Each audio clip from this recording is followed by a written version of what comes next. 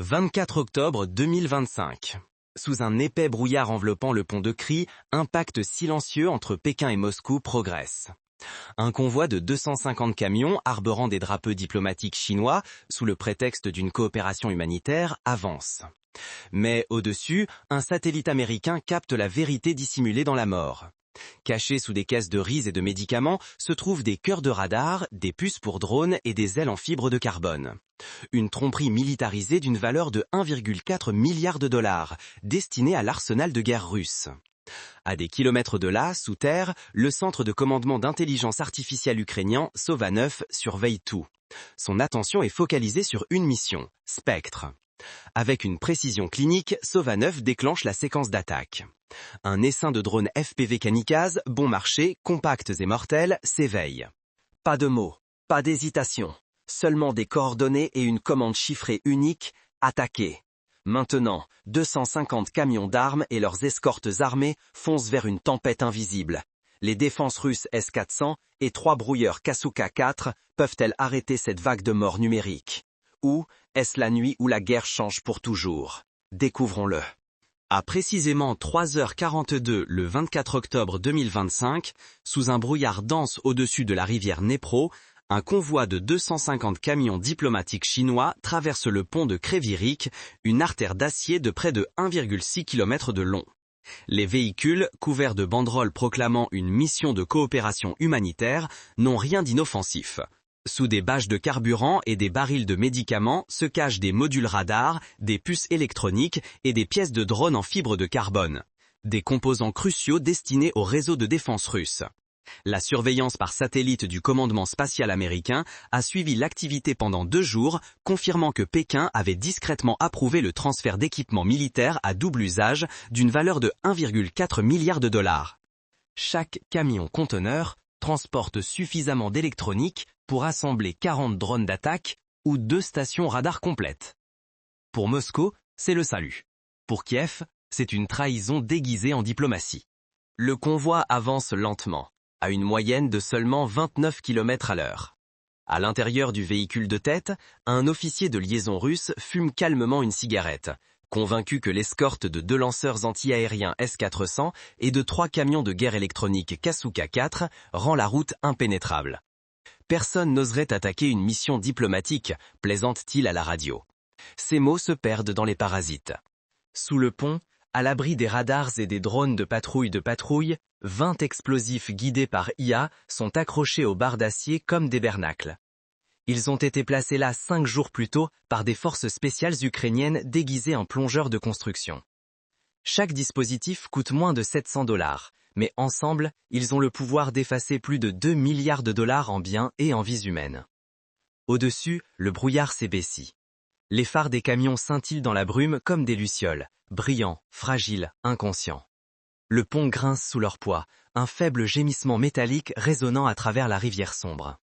Et quelque part, sous l'acier, dans le silence, une petite diode verte clignote une fois, puis s'éteint. Le piège est déclenché. À 400 mètres de là, sous 50 mètres de béton et d'acier, le centre de commandement d'intelligence artificielle Sova-9 opère avec une précision silencieuse. Il est enterré dans un tunnel de métro abandonné à la périphérie de Kiev, un endroit où même les signaux GPS disparaissent. À l'intérieur, 20 analystes ukrainiens sont assis dans une lumière bleue tamisée, leurs écrans affichant des données de télémétrie satellite en temps réel et des conversations radio chiffrées provenant du pont Dnepro. Chaque battement de cœur dans ce bunker est synchronisé sur une seule opération. Spectre, un système d'IA top secret, construit avec un financement conjoint des États-Unis et du Royaume-Uni. Il contrôle une flotte de 20 drones FPV Kajak Rebot, déguisés en équipement de maintenance cassé. Chacun pèse seulement 4,5 kg, mais transporte une ogive explosive de 1,36 kg, capable de perforer 60 cm de béton armé. À 600 $ chacun, l'ensemble de l'essaim coûte moins de 8 500 $, soit à peu près le prix d'une lunette de visée d'un soldat chinois. Mais ensemble, ils peuvent détruire plus de 200 millions de dollars d'actifs militaires en une seule attaque. Pendant 72 heures, les drones restent en sommeil, alimentés par des micro-batteries cryogéniques conçues pour fonctionner 4 ans sans maintenance. Leur mission est simple mais terrifiante. attendre un seul paquet chiffré venant de l'orbite, l'équivalent d'une gagette de sniper. À 4h12, l'un des analystes, le lieutenant Melnik, remarque un changement, une petite tache sur le flux thermique. Le camion chinois ralentit à moins de 16 km/h à mi-chemin du pont. Les pneus, faits de caoutchouc synthétique, cèdent sous la chute soudaine de température. C'est exactement le moment que Sova-9 avait prédit avec une probabilité de 94,3%. Cible confirmée, dit le commandant, sa voix calme mais ses yeux concentrés. Sur l'écran, des icônes rouges clignotent dans l'ordre correct sous l'ombre du convoi. Quand le compte atteint 0, le colonel donne un ordre. Une ligne de code clignote. Exécuter 7. En attente du signal satellite. Quelque part au-dessus de la rivière Dnipro, 20 drones endormis ouvrent les yeux. 20 drones furtifs contrôlés par un système d'IA caché sous terre à Kiev peuvent-ils vraiment pénétrer le système de défense le plus redoutable de Russie, le S-400, ou l'Ukraine court-elle à la catastrophe? Dites-moi ce que vous en pensez dans les commentaires ci-dessous. La nuit est silencieuse, sauf pour le bourdonnement des moteurs diesel dans le brouillard. À 4h38, le convoi de 250 camions diplomatiques chinois avance vers le centre du pont de Creuse. Un monstre d'acier massif construit pour résister à 90 000 tonnes de pression. Mais cette nuit-là, il doit faire face à quelque chose bien au-delà de son poids. L'intelligence. Sous le pont, 20 drones contrôlés par IA s'éveillent à l'unisson. Leurs moteurs s'emballent et bourdonnent, comme un essaim distant d'abeilles métalliques. En quelques secondes, ils se divisent en 3 formations d'attaque, contrôlées non par des humains, mais par l'intelligence artificielle Sova-9, opérant à des centaines de kilomètres à Kiev. Puis, la première faille dans l'armure russe.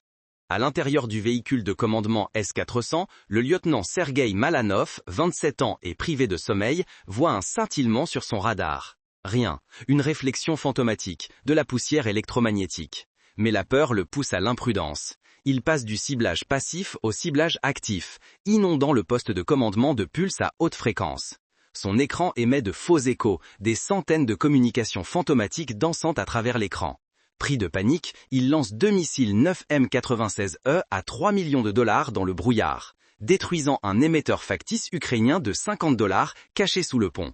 L'explosion projette une boule de feu de 9 mètres dans l'air.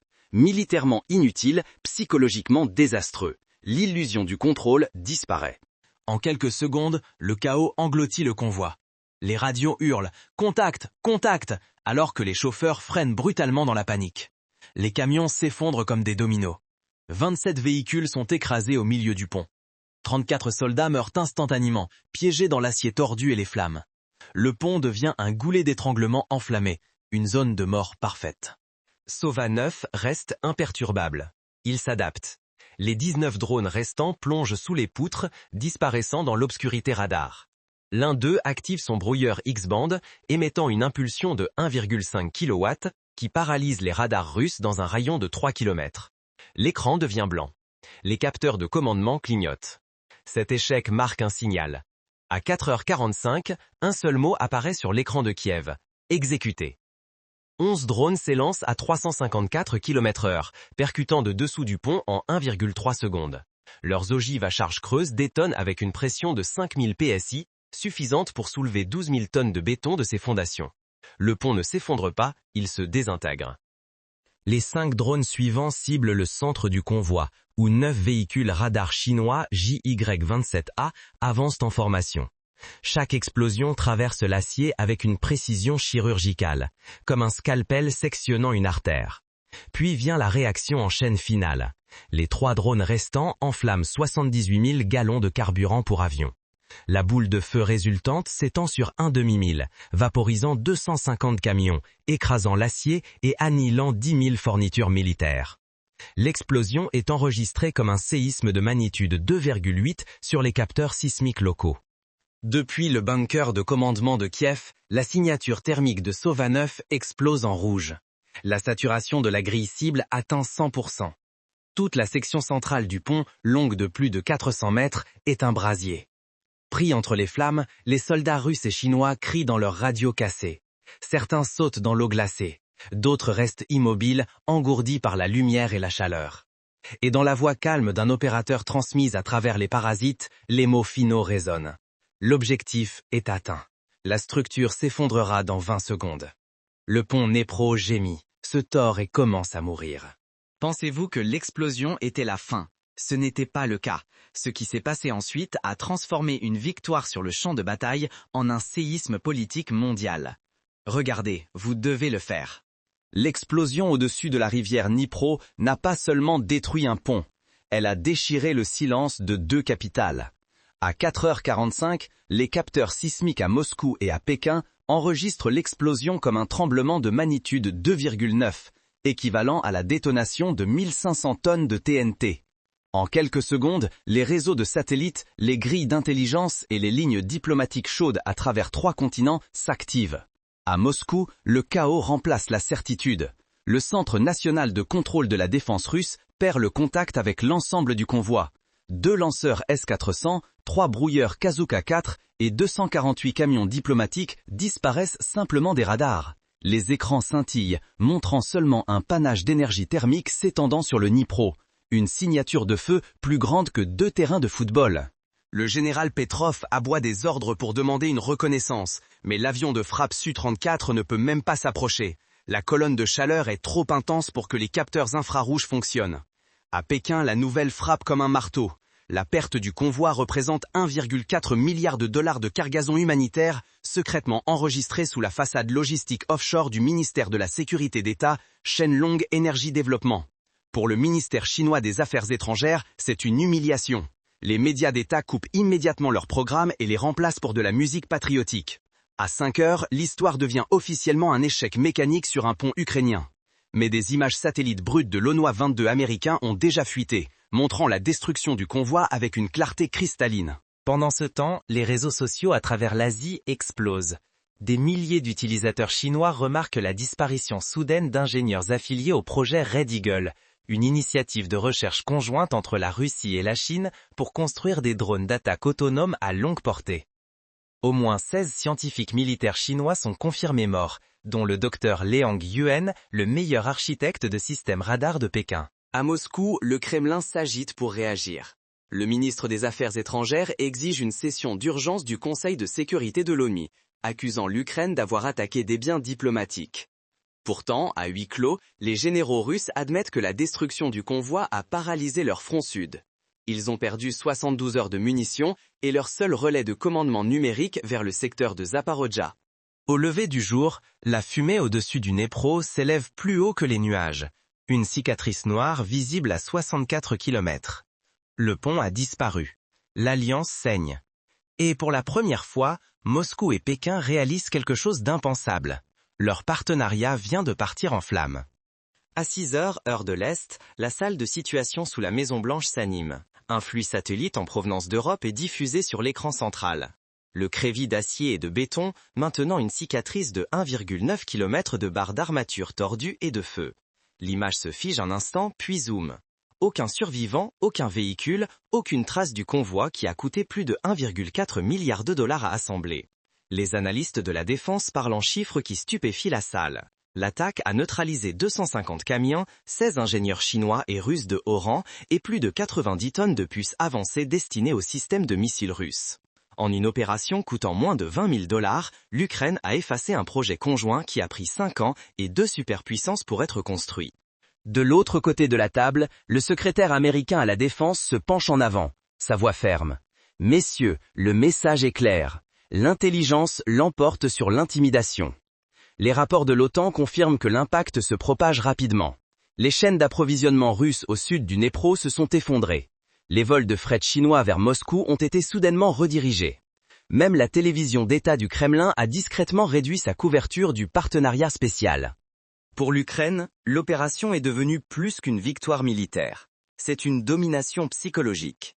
Une nation autrefois sous-estimée a utilisé 20 drones autonomes pour démanteler l'illusion d'invincibilité.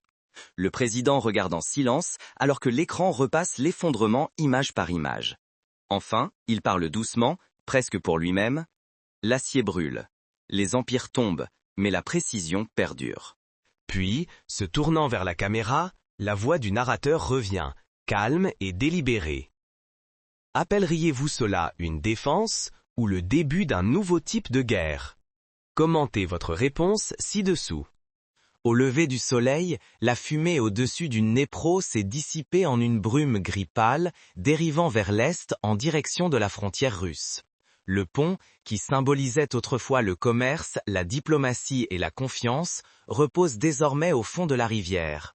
Une tombe déchiquetée pour des centaines de soldats, d'ingénieurs et de diplomates qui croyaient que la politique pouvait les protéger de la physique. Dans l'après-coup, le monde commence à prendre parti.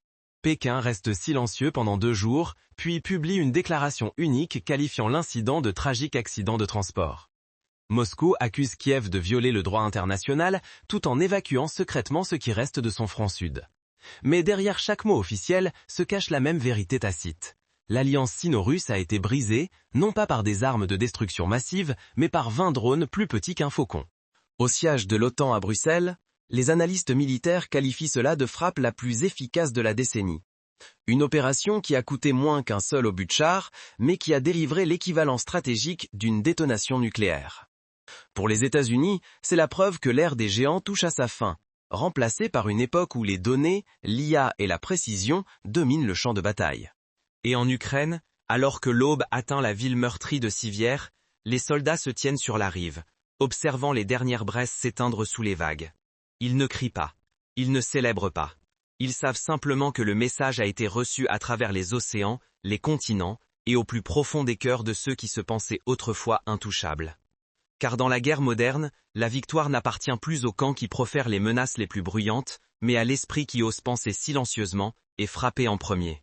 Si vous avez trouvé cette analyse pertinente et souhaitez soutenir davantage de décryptages approfondis comme celui-ci, n'oubliez pas de liker, partager et